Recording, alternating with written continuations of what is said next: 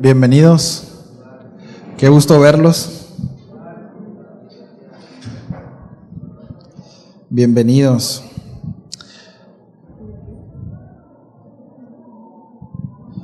Bien, vamos a empezar. ¿Oramos? ¿Sí? Señor, gracias. Eres tan bueno con nosotros. Ponemos en tus manos este tiempo. Señor, queremos tener esa misma actitud de adoración. Háblanos, Señor, a nuestro corazón, que podamos aprender más de ti. Ruego por tu gracia, Señor. En el nombre de Jesús. Amén. Amén. Bien.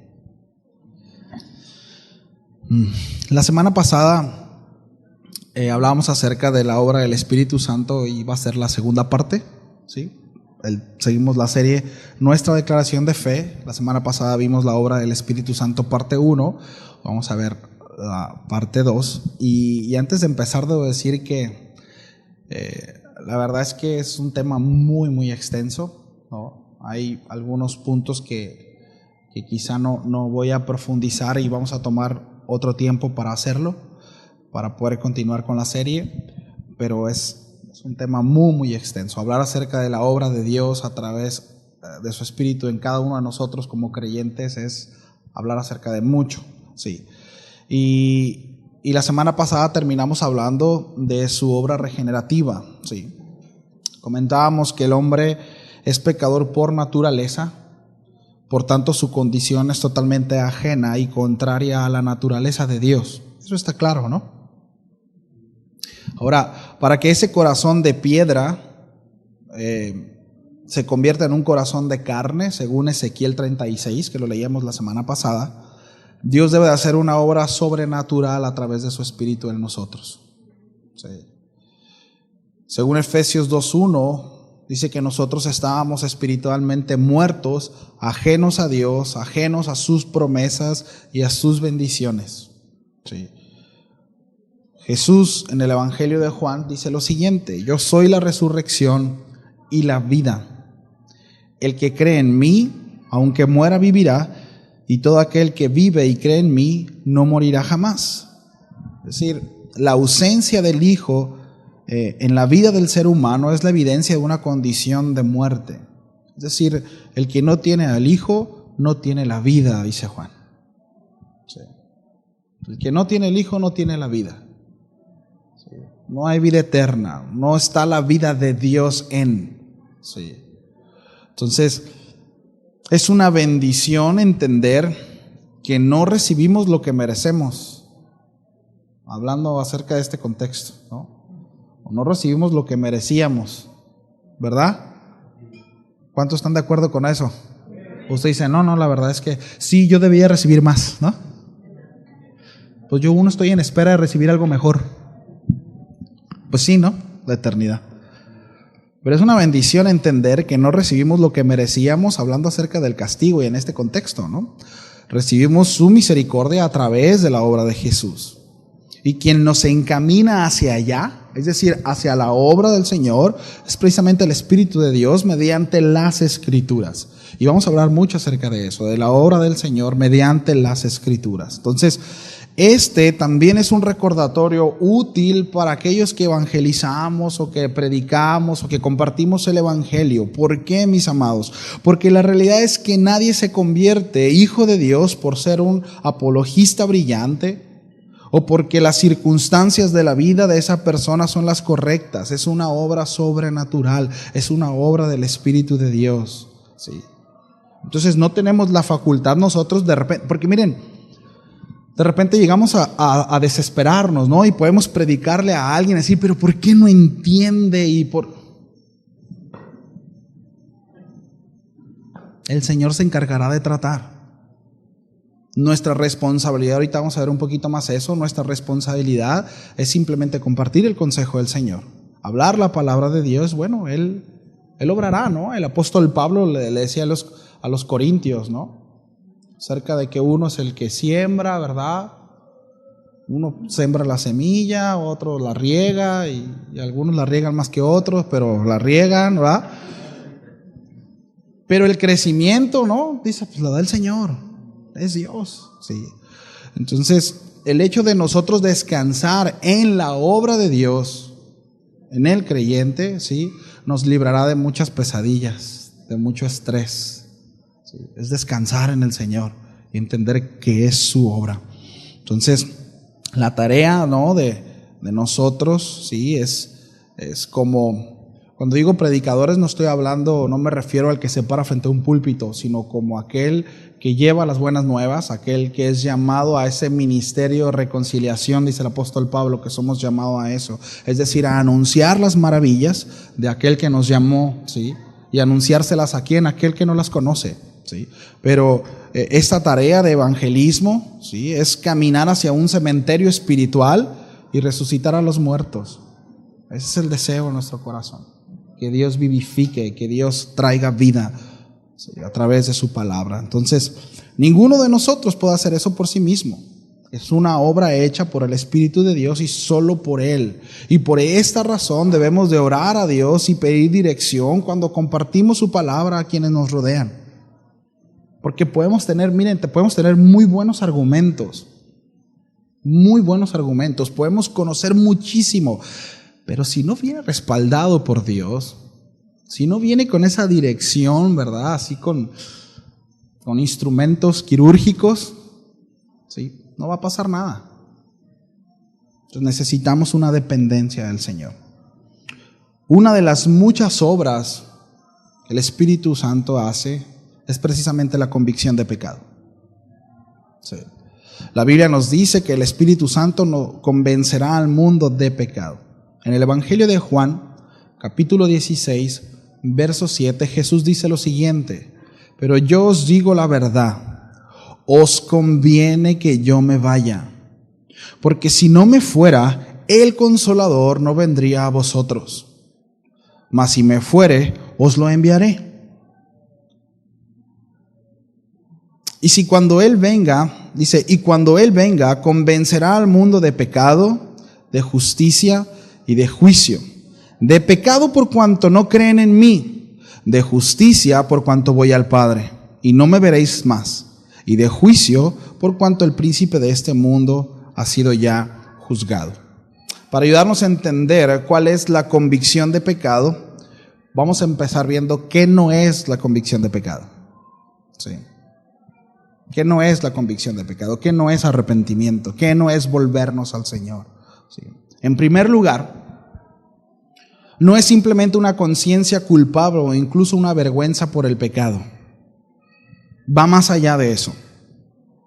La verdad es que esos sentimientos son experimentados naturalmente por casi todo. Eso se le llama remordimientos. Sí. Cualquiera que es sorprendido en una falta, con conciencia de que está haciendo mal, seguramente sentirá mucha vergüenza y en ese momento estará convencido de que hizo mal. Pero eso es un remordimiento. Cualquier hombre natural lo siente. Cualquier hombre, ¿verdad?, que pasa por una situación, por supuesto estamos hablando de personas en sus 5 sentidos, ¿no? Hay sus excepciones. Pero el hecho de sentirnos mal, ojo con lo que voy a decir, cuando nos descubren, no es convicción de pecado. Es que siento que el corazón se me parte. Sientes mucha vergüenza y mucho remordimiento. Sí. Convicción de pecado no es esto. Sí. Comúnmente este sentimiento viene cuando, repito, somos descubiertos o las cosas no salieron como creíamos. Sí. O sea, igual y si me hubiera salido con la mía, pues lo vuelvo a hacer. De hecho ya van como 4 veces que la hago. Pero ya esta es la 5ª y me descubrieron. Me siento mal. ¿Pero te sientes mal por lo que hiciste o te sientes mal porque te descubrieron? Esa es una buena pregunta. Sí. Es como aquel, ¿no?, que es infiel y lo descubrieron. La pregunta es, ¿y qué si no lo hubieran descubierto? ¿Seguirías en tu pecado? ¿Me explico? Entonces, no necesariamente el experimentar remordimiento es convicción de pecado.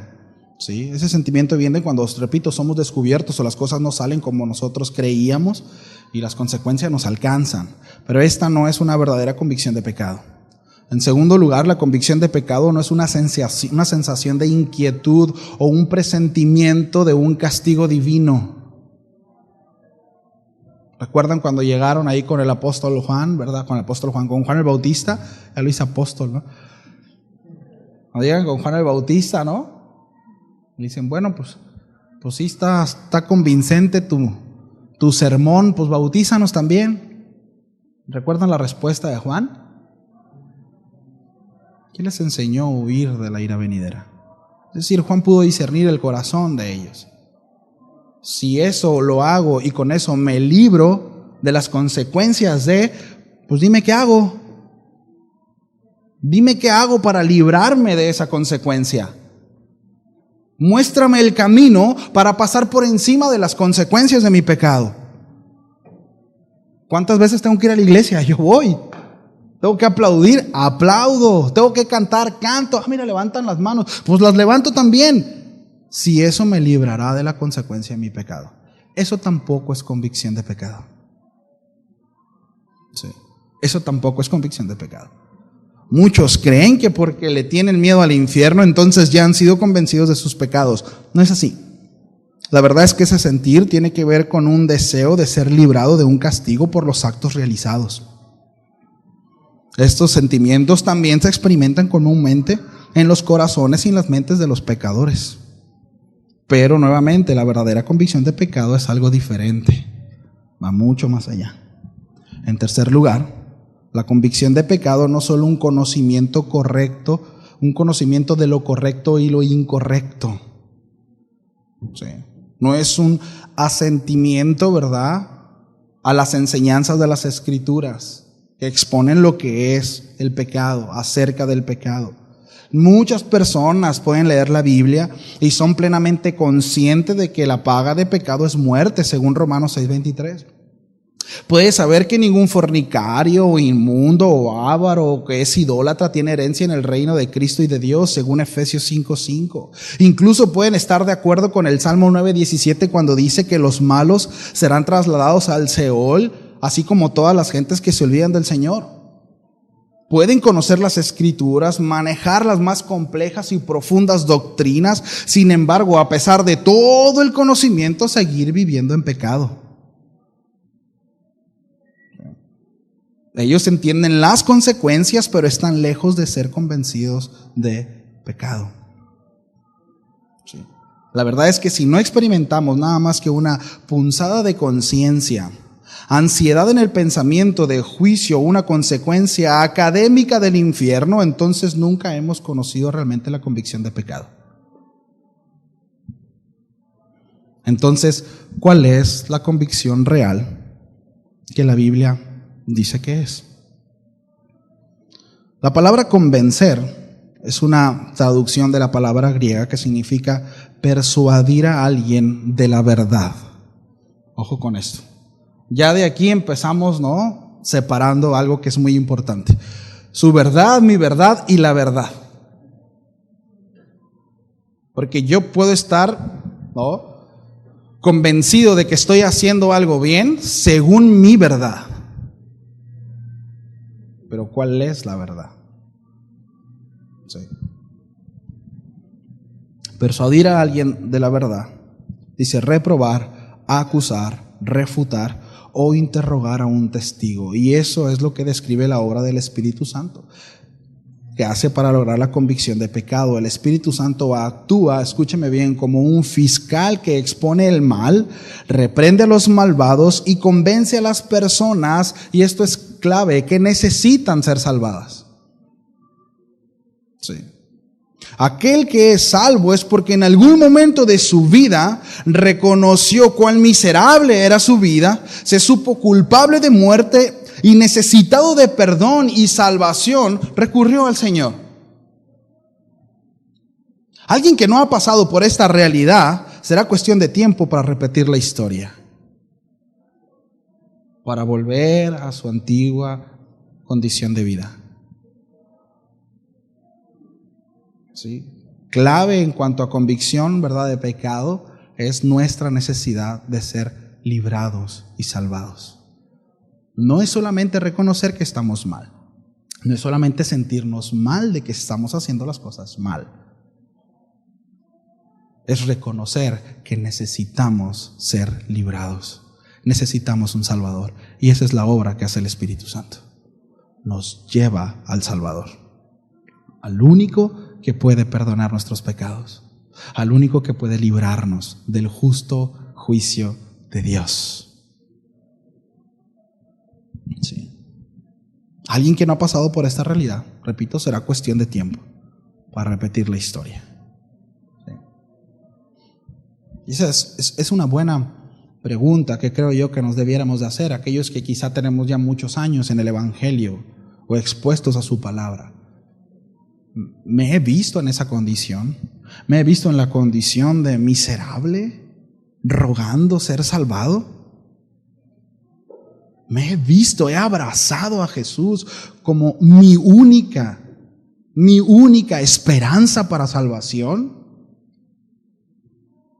Si la respuesta es no, arrepiéntase y vuelvas al Señor.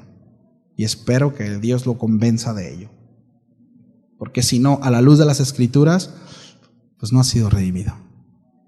Porque ser un creyente, ser un hijo de Dios, ser un cristiano, ser pueblo del Señor, como le quiera llamar, tiene que ver con una relación. Y ahorita vamos a ver. Y la única manera es a través de Cristo.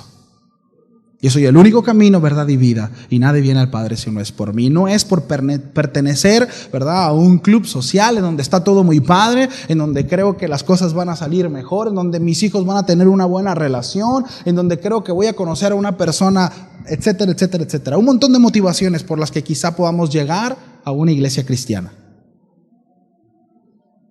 Va mucho más allá. Sí.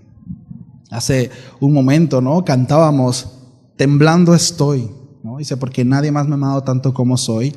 Ante tu gracia caigo y me rindo hoy. Tanta gloria me asombra. O sea, no hay suficientes palabras dentro de mí. No puedo describir lo que tú has hecho por mí. Cobra sentido, mis amados, cuando nos vemos precisamente en esa condición, en donde realmente estamos convencidos que necesitamos un Salvador. Sí. Esto es exactamente lo que vemos que sucede y en Hechos después del día de Pentecostés. Pedro predica y ahí en Hechos 2:37, según Lucas, que fue quien escribió el libro, dice que al oír esto se compungieron de corazón y dijeron a Pedro y a los otros apóstoles, varones hermanos, ¿qué haremos? ¿Qué haremos? A lo que Pedro responde, arrepiéntanse, crean, aléjense de sus viejos caminos y recibirán el don del Espíritu Santo.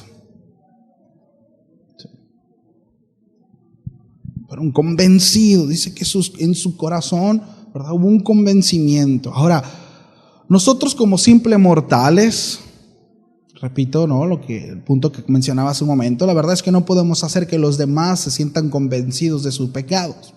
Esta es una obra de Dios a través de su Santo Espíritu. Eso no significa que no debemos de predicar la verdad en amor a unos a otros.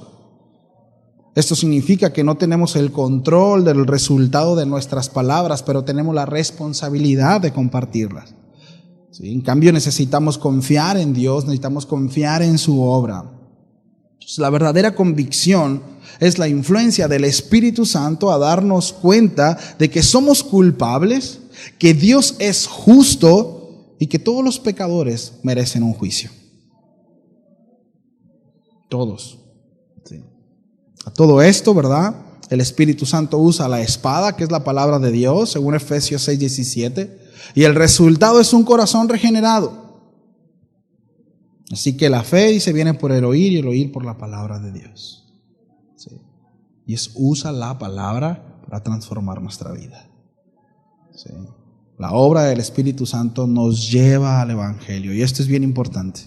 Nos lleva a abrazar las Escrituras como palabra de Dios, creando un afecto demoledor en nuestros afectos. Es decir, lo que antes amaba ya no lo amo.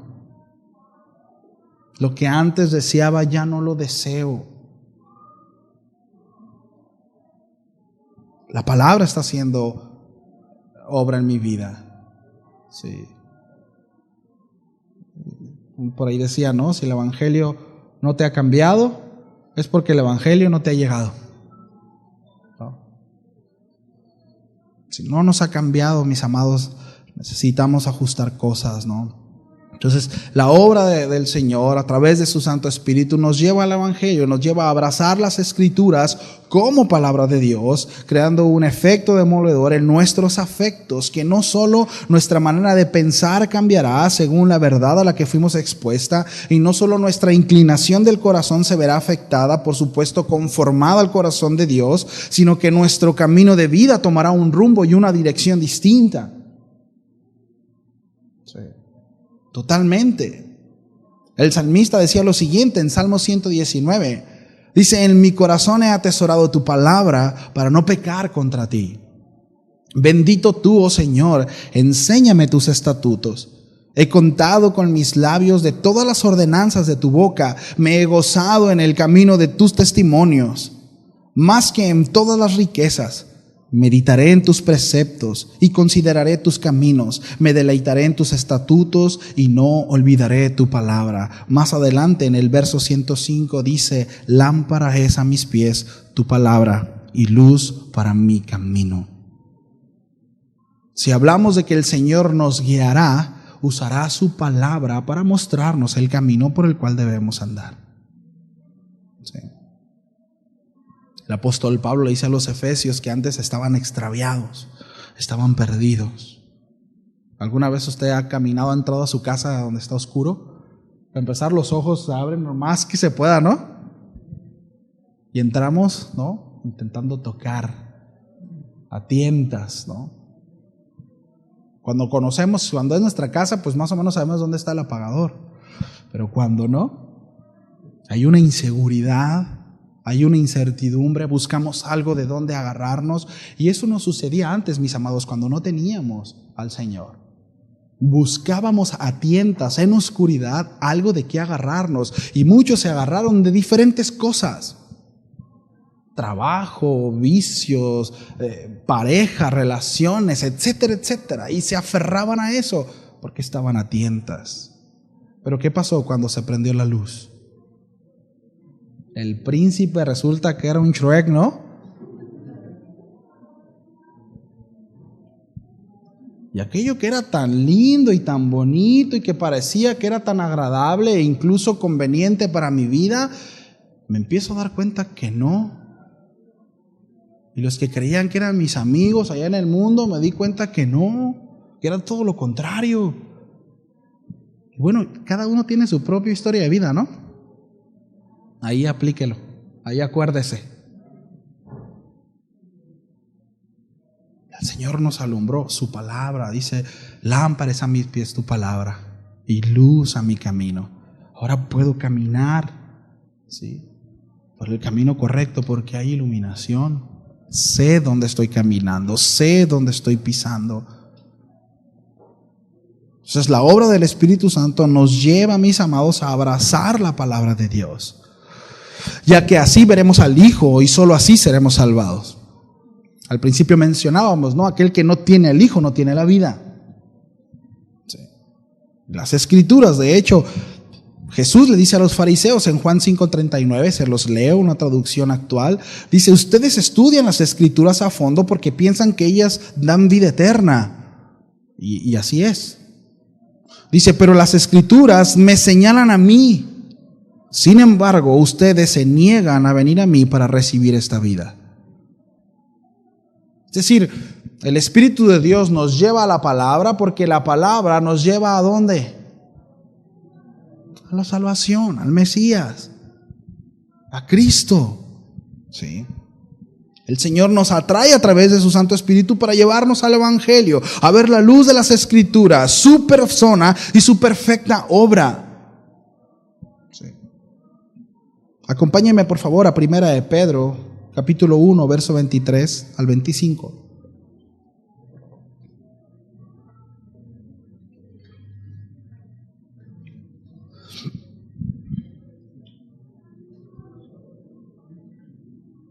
Primera de Pedro 1, del 23 al 25.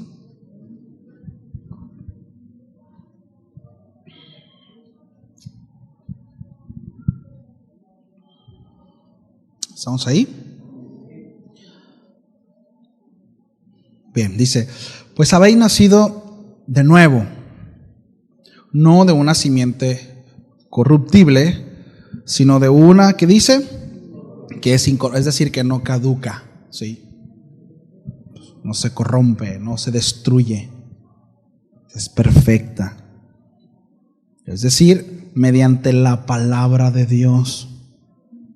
Es decir, el que es nacido de nuevo, fue nacido de nuevo mediante la palabra de Dios, que vive y permanece, ¿sí? Para siempre. La Escritura dice que todo pasará. Cielo, tierra, todo va a pasar. Miren, hasta sus problemas van a pasar. Diga, todo pasará. Parece que nunca va a acabar, ¿no? Parece que siempre vamos a estar ahí atorados en esa situación en la que estamos y dice, Señor, ¿hasta cuándo? Ya falta menos. Mira, dígale que está a tu lado, ya falta menos. Pero dígalo con esperanza, así como que ya falta menos. La verdad es que ya pronto estaremos en la presencia de nuestro Señor.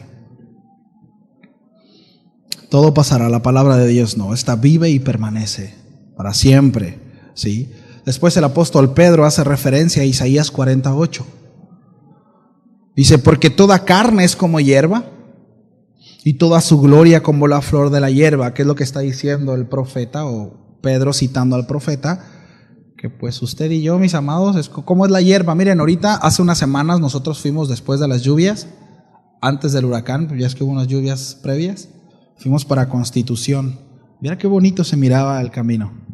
Verde, verde, verde, verde, verde. Ni parecía que andábamos en la baja. Eso sí, un montón de animales en la carretera. Y becerritos también. Pero sí está peligrosa la carretera para aquellos que van a salir a carretera. Porque hay mucho animalito comiendo, pues, ¿no? A la orilla de la... Yo me refiero a los animalitos que andan comiendo. Qué mal pensados son, hermano. Ustedes creían que los que manejaban, ¿no? Está muy bonito, pero es cuestión de tiempo. Quizá semanas para que pasemos por ahí y esa hierba ya no esté. Así es toda carne. Así somos usted y yo. Un día estamos y mañana quizá ya no. Nuestra garantía es la eternidad, mis amados. Esa es la garantía. Aquí todo va a pasar. Así que si está bien afligido porque siente que ya van varios años, ¿verdad? Ahí donde ya lo mismo, falta poco. Tranquilo, falta poco. Sí.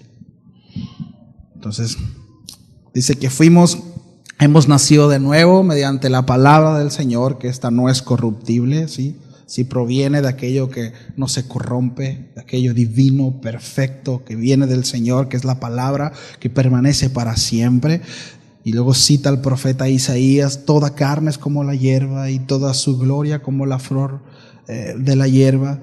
Dice, séquese la hierba, cese la flor, mas la palabra del Señor permanece para siempre. Y esta es la palabra que os fue predicada, es lo que dice el apóstol Pedro. Esta palabra que permanece para siempre. Y esto tiene garantía, es decir, las promesas de estas palabras son para siempre.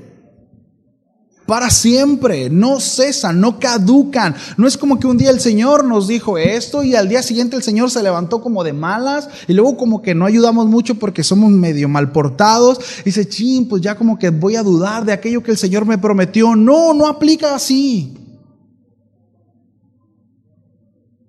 Lo que Dios promete lo cumple.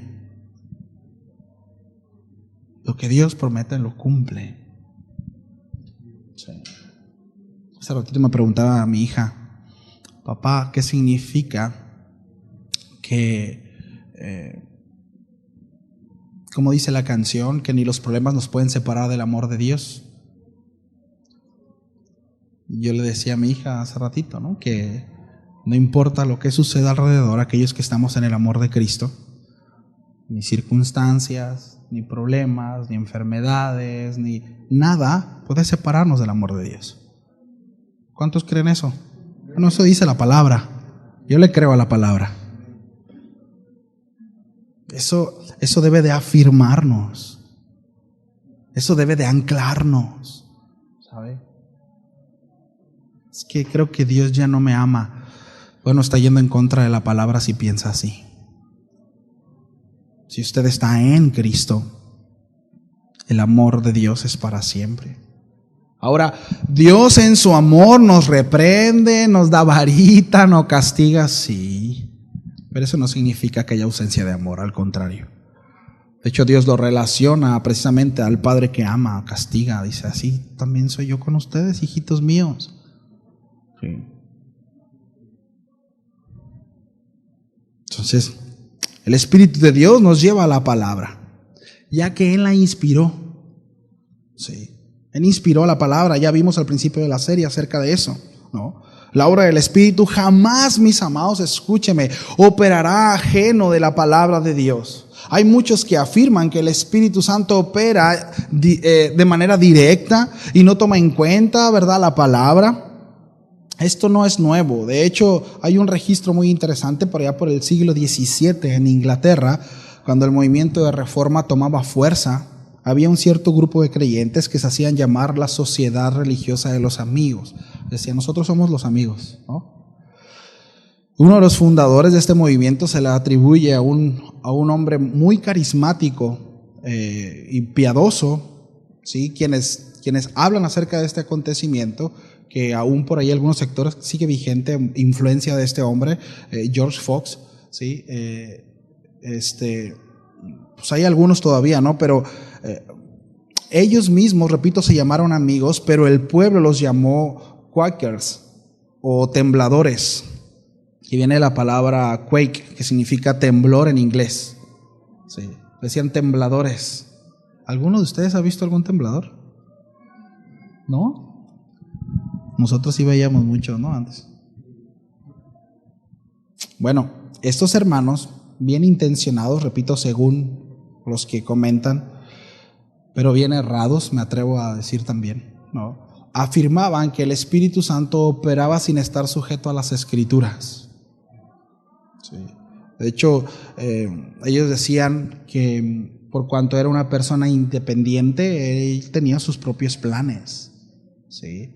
Y esto los llevó a alguno que otro sugerir que por cuanto era una persona independiente de la Trinidad, tenía sus propios planes, sus propios caminos y podía llevar al creyente a un sector, pues quizá a ciertas cosas que quizá no estaban en las Escrituras.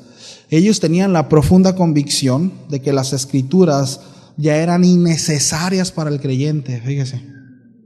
Eran innecesarias y todo comienza en una experiencia, ¿no? Ellos utilizaban un término que fue de mucha influencia tiempo después en América, y por acá yo llegué a escuchar este término en algunos misioneros que venían de Estados Unidos. Ellos hablaban acerca de una luz interior, haciendo referencia al Espíritu Santo y su guía. Es decir, ahora el Espíritu Santo viene a suplir la palabra de Dios. Como opera la palabra de Dios, bueno, ahora el Espíritu Santo viene a suplirla. Sí. Y repito, eso es vigente todavía en algunos. A mí me tocó hace 15 años escuchar acerca de esto, ¿sí? Entonces, muchos de los tembladores, ¿no?, pues nos tocó, repito, todavía que venían por acá y utilizaban, repito, este término. Bueno, mis amados, el Espíritu de Dios no opera ajeno a las Escrituras, ¿sí? Cuando nosotros hablamos al principio acerca de esta Trinidad, cada uno, ¿verdad?, aun cuando son personas distintas, operan bajo un mismo precepto, un mismo camino, un mismo pensamiento. Hay un mismo propósito, ¿sí? Y debemos de entender esto. El Espíritu de Dios inspiró las Escrituras. Por tanto, miren, el Espíritu Santo no tiene problemas de identidad, de personalidad, ¿sí? Es decir, lo que inspiró hace 2000 años, ¿sí?, sigue pensando lo mismo, pues. No es como que ahora pues ya como que se reformó y se renovó, ¿verdad? Y se actualizó y ahora piensa distinto. No. Y suena absurdo, pero muchos de la teología liberal hablan acerca de eso y dicen es que necesitamos volver a reinterpretar las Escrituras para actualizarla. Eso es una herejía, es una tontería eso. Y aseguran que son movidos por el Espíritu de Dios. No es cierto, ese no es el Espíritu de Dios. Es el espíritu de los frijoles que se cenaron anoche, ¿no?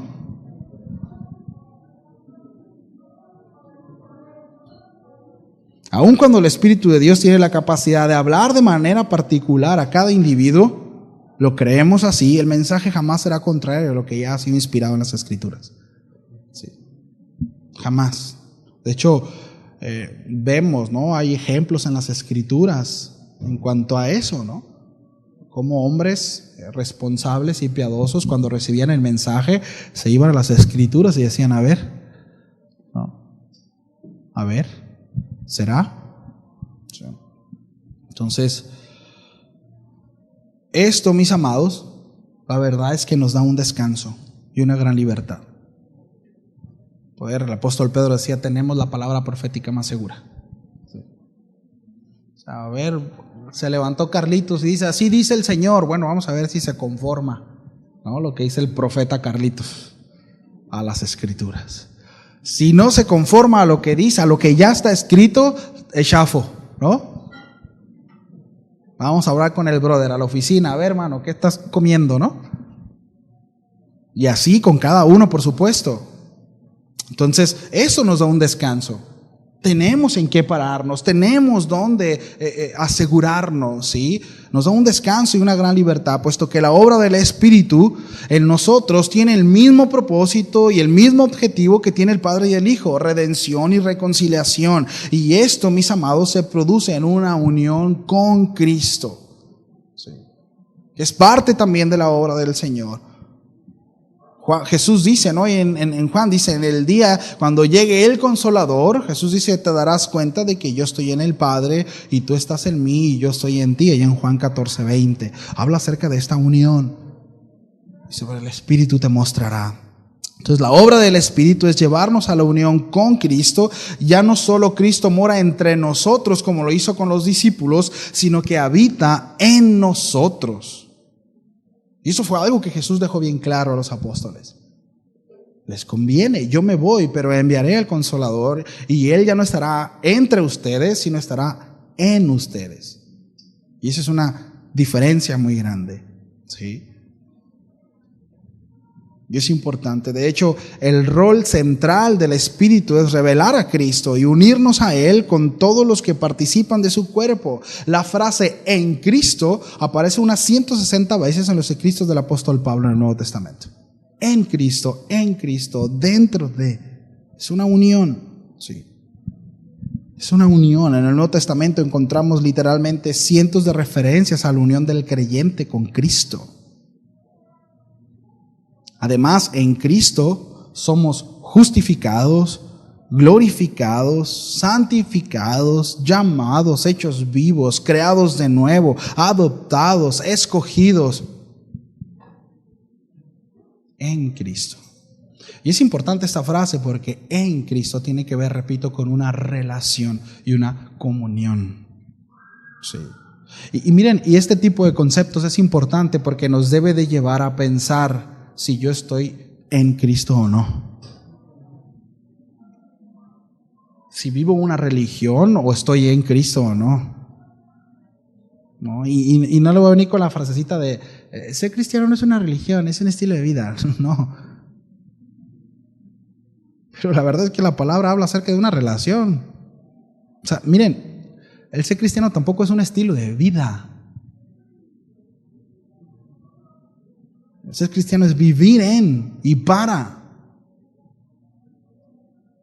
No es un estilo de vida que nosotros podemos tomar y adaptarla a mí. No, porque precisamente terminará siendo eso, un estilo de vida. Ahorita hay un montón abrazando ese estilo de vida porque está cool, porque los cristianos somos cool. Y está padre el servicio, y hay luces y música, y que el mundo vea que nosotros también tocamos chido, y que nosotros también, y se hace un estilo de vida. No somos llamados a abrazar un estilo de vida. ¿Estamos o no en Cristo? ¿Cristo mora en mí? ¿Yo vivo en Cristo o no? ¿O no? No hay de otra, ¿no? O semos o no semos. Ahora, ¿cómo sucede esto? Bueno, en Isaías 59:2 se nos dice que nuestro pecado ha hecho división entre vosotros y vuestro Dios. Ante esta situación, no hay esperanza para nosotros cuando estamos frente al Señor. ¿Sí? ¿Cómo voy? Todavía me queda como 1 hora y media. Mira, nomás el hermanito me echa porra. Gloria a Dios, hijo. Esa es una de las bellas realidades del Evangelio, mis amados. Sí. El hecho de que sabemos que Cristo vivió la vida perfecta que nosotros no pudimos vivir. El primer Adán falló, y cada descendiente después de eso, incluyéndolo a usted y a mí, no hay ninguno que diga, no, yo sí la armé, la voy armando hasta ahorita. Cierto. Ya pecó de mentiroso, ¿no? Ya falló. Entonces, pero el segundo Adán, no, él sí tuvo éxito. Él sí pudo vencer la tentación. Él sí pudo reconciliarnos. Él sí venció a la serpiente. ¿Sí? Y tomó nuestro lugar. ¿Sí? Él tomó el lugar de eso. ¿Sí? Cuando Jesús fue bautizado en Mateo 3, y el Padre dijo: este es mi Hijo amado en quien tengo complacencia. Lejos de estar separado de Dios, Jesús complació al Padre en todo sentido. ¿Sí? Luego murió una muerte no porque mereciera morir, sino porque Él murió como un sustituto, un sacrificio para expiar el pecado de los demás. Una de las preguntas centrales del Nuevo Testamento es cómo recibimos los beneficios de la vida perfecta de Cristo y la muerte sustitutiva. ¿Cómo lo hacemos? La respuesta es: debemos de estar unidos a Cristo. Es la única manera, ser uno con Él. Y esto sucede gracias a la fe, de manera que Pablo escribe en Efesios 2:8: porque por gracia sois salvos por medio de la fe, y esto no es de vosotros, sino es un don de Dios. Ahora, yendo todavía un poco más allá, el apóstol Pablo dice en la primera a los Corintios 12:13: porque por un solo espíritu fuimos todos bautizados en un cuerpo, sean judíos o griegos, sean esclavos o libres, y a todos se nos dio a beber de un mismo espíritu. Está hablando acerca de una unidad. Sí. Entonces, cuando nos arrepentimos de nuestros pecados y confiamos en Cristo, el Espíritu nos une a Cristo por fe. El Espíritu aplica lo que el Hijo logró. La persona ya no está separada de Dios por el pecado, sino que está unida a Cristo, lo que significa que recibe todos los beneficios de su muerte y su resurrección. ¿Cuántos dicen gracias, Señor, por eso? Ninguno se lo ganó. Ninguno se lo ganó. Ninguno no es por nada. ¿Sí? No es porque está guapo. Iba a terminar la frase, pero luego se agüita. Entonces, es muy interesante, ¿no? Porque todos los beneficios, todo eso viene y afecta en nuestra relación con Dios. Por tanto, nos vemos justificados. Y esto es bien importante porque nos vemos sin culpa delante del Señor. Nos vemos sin culpa. Y, híjole, necesitamos que Dios nos revele eso. Porque es tan profundo. Es tan profundo. Y si lo amarramos con lo que vimos en un principio, el establecer el hecho del proceso de la convicción de pecado, de vernos miserables, necesitados de un Salvador, y de repente estar en ese estado de muerte y siendo trasladado a un estado de sin culpabilidad. Es para maravillarnos. Es para maravillarnos. Le voy a decir cuál es el problema, o algo que sucede mucho, es que nos familiarizamos con ciertas cosas y dejan de causar efecto en nuestro corazón. Y ya no es, y la fuerza y el impacto que tuvo en algún momento deja de ser. Y llega a sucedernos lo que le pasó al pueblo en Éxodo. Ya estoy cansado de este pan ligero. Ya estoy harto de esto. Tus prendas no se gastan. Tus sandalias, está siendo alimentado por el cielo. Pero Marte, se familiariza uno con aquello que Dios nos da. Una de las oraciones creo que debemos hacer, mis amados, como creyentes, es que jamás nos familiaricemos con la obra del Señor. Que jamás deje de causar asombro en nuestra vida la obra de Cristo, la razón por la cual usted y yo tenemos vida eterna. Que jamás suceda eso, mis amados.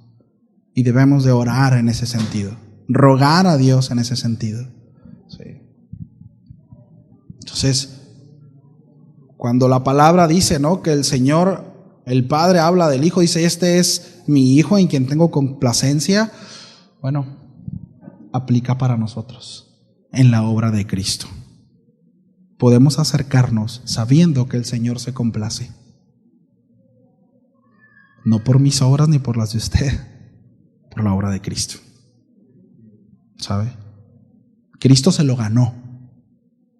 Cristo se lo ganó totalmente. Nosotros no. Pero Él ha tomado nuestro lugar. Sí.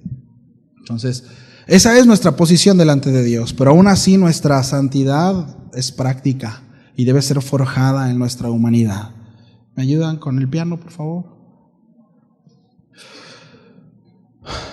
Esto es, mis amados, lo que el ministerio de Cristo a través del Espíritu hace por nosotros. No solo aplica las bendiciones de la justicia de Cristo a nosotros, es decir, la justificación, sino que también trae esos recursos para influenciar la vida a los creyentes, y el carácter de Cristo empieza a ser forjado en cada uno de nosotros. Señor, es que no entiendo por qué tiene que ser así. Quizá cuando estemos en su presencia lo vamos a entender, pero es necesario. Si nuestra vida depende del Señor, las circunstancias por las que pasamos, créanme, el Señor no está ajeno a eso. Dios no está ajeno a eso. Y Dios opera en los suyos, y Dios obra en los suyos. Platicaba con una hermanita y yo le decía acerca de esto. Decía: es que yo entiendo que Dios obra todo el tiempo. Le digo: sí, el asunto es dónde está el corazón mientras está esa obra. Esa es la clave. O sea, hacia dónde está inclinado el corazón. Porque yo puedo decir: bueno, yo sé que es un proceso de Dios. Sí, yo sé que está bien. Pero mientras estoy en el proceso, ¿hacia dónde está inclinado mi corazón? O sea, ¿cómo estoy pasando ese proceso? No, berrinche, castigo a Dios, ya no voy a ir a la iglesia, ¿verdad? Estoy enojado contigo, Señor, no voy a ir a la iglesia. Pues pasa, pasa. Ya no quiero ver a los hermanos. Todos son unos faltos de amor, ¿no? Ni me hablan. Pues háblele usted para que empiecen a hablarle también. Y de repente llegamos a tomar ciertas situaciones porque creo que Dios debería de actuar diferente. Porque creo que Dios debería tratar diferente mi situación. No estoy de acuerdo. Sí, Señor, sí eres muy perfecto y todo, pero yo creo que no estás tratando de manera correcta esta situación en mi vida. Debería ser diferente, Señor. A veces hasta creo que eres injusto. No se lo digo, pero como que creo.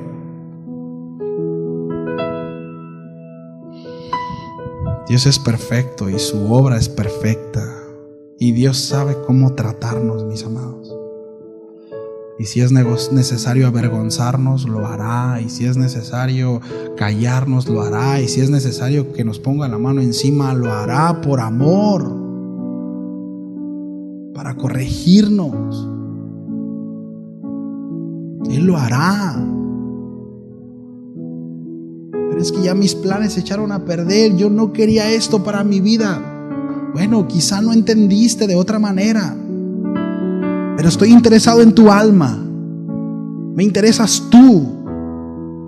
No me interesa que realices tus planes, no, me interesas tú, tu alma. Ya después vemos lo demás.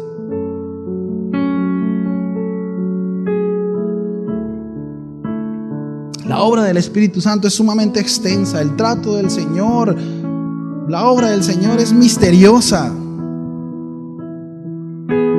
Sumamente misteriosa. No podemos entenderla, pero podemos descansar en que Él es bueno, que Él es perfecto. Esta obra está conformada a la voluntad de la Trinidad. La mayor necesidad del hombre, Dios la conoce. Dios conoce tu necesidad y Dios conoce mi necesidad. Se empieza por la reconciliación y de ahí Dios sigue conociendo nuestras necesidades y Dios sigue trabajando en ellas. Si Dios dio a su Hijo, dice la Escritura, ¿cuánto no podrá dar todo lo demás? Él dio lo más preciado. Dios conoce nuestras necesidades y está atento de ellas. Es una característica de estar en Cristo y siendo reconciliado con el Padre por medio de la obra de Jesús. Ahora el Consolador mora en nosotros. Y esa palabra del Consolador, vamos a hablar mucho acerca de eso, porque no solamente no es como que el Consolador y de repente nos imaginamos así, ¿no? El Señor. No. Consolador tiene muchas implicaciones. Él levanta, corrige, nos endereza. ¿Sabe qué es eso? En un momento de dolor, de angustia, de pesadez, estar erguido y no en una connotación de orgullo.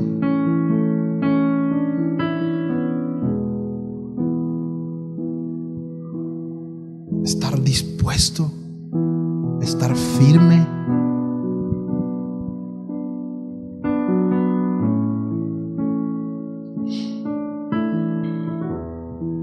Pablo, a manera de exhortación, le dice a los Corintios en su primera carta, en el capítulo 6, dice: ¿acaso no sabéis que son templos del Espíritu Santo? Cuiden ese templo. Lo hacen una connotación de regaño. Ahora, esa pregunta yo quiero hacerla de manera de exhortación y ánimo, ¿sí? Y para crear conciencia. ¿Acaso no sabéis que son templos del Espíritu Santo? Es decir, ¿no estamos conscientes que Dios mora en nosotros? Que el mismo Espíritu de Dios mora en nosotros y que está en nosotros. Porque de repente creemos que cuando estamos haciendo las cosas mal, la paloma se va y bajan los cuervos, ¿no? Entonces me porto bien para que la paloma baje y los cuervos se vayan. Pero no es así. Me porto mal y la paloma permanece. El Espíritu se queda y redarguye y corrige e instruye. Él mora. Él no viene de visita, Él mora, Él está ahí, sí. Y ciertamente el Espíritu, mis amados, nos convence, nos une. Repito, nos consuela, nos dirige cuando nos perdemos, nos atrae al sendero cuando nos extraviamos, aun cuando de manera consciente estamos transitando por el camino incorrecto. Él se encarga de atraernos a Él. Qué bello es, ¿no?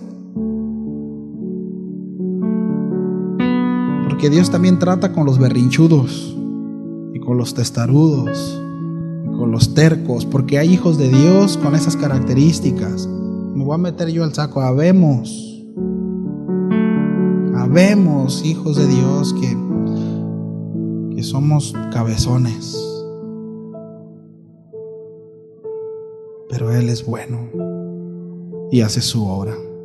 Y el Señor sabe cómo hacerlo, mis amados. Él sabe cómo hacerlo. No necesitamos decírselo. Él es perfecto en todo. Quizá no nos guste cómo nos trate, pero lo hace perfecto. ¿Sí? Con esto terminamos el tema. Nos ponemos de pie y oramos a Dios. No sé si alguien quiere decirle gracias a Dios. Si es que usted ya está en Cristo, si usted ya ha sido redimido, usted ha creído para salvación, bueno, dígale gracias. Gracias por tu obra, gracias por tu espíritu, gracias por lo que haces en mi vida, porque tratas conmigo, Señor, porque me diriges, porque aun cuando me equivoco y no hago lo que tengo que hacer, tú sigues trabajando, tú no me das la espalda. Tú no eres como los hombres, Señor. Tú no te cansas de mí. Eres paciente. Y sigues trabajando, y sigues trabajando, y sigues trabajando. Y me convences, y me ayudas, y sigues trabajando en mi vida. Gracias. Gracias.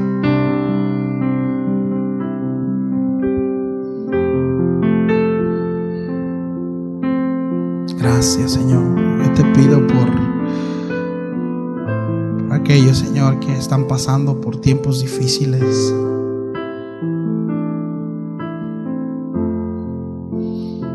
Que puedan descansar en ti, Señor, y en tu obra.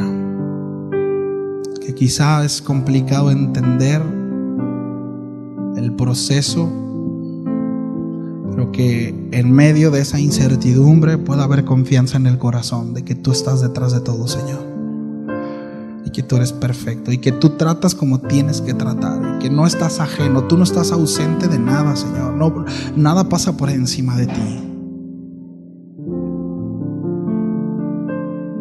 Yo oro, Señor, para que renueves nuestras fuerzas, que renueves la fuerza del afligido, que traigas paz al angustiado. Ayúdanos, Señor. Y aquel que quizás, Señor, está siendo engañado por su propio corazón y quizá no ha sido convencido del todo y no se ha arrepentido de sus pecados y cree que te pertenece o que es parte de ti, pero no, sigue con una vida de pecado. Yo ruego para que tú lo convenzas, Señor, que tú hagas la obra